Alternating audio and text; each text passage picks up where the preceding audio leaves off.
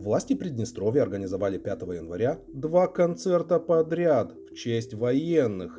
Новогодний праздник для определенной элиты, которая потратила огромное количество электрической энергии, которой не хватает обычным гражданам, которые мерзнут в своих домах и квартирах, которые не могут элементарно обогреваться, потому что им не хватает электроэнергии, чтобы подключить кондиционер или обогреватель. Не говоря уже о том, что дома не отапливаются. Люди живут в бетонных коробках, которые стали морозильниками.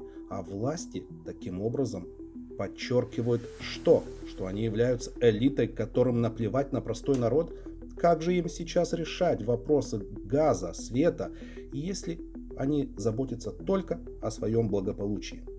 Пишите в комментариях, что вы думаете, это нормально иметь такое поведение, пир во время чумы, когда люди мерзнут в своих квартирах?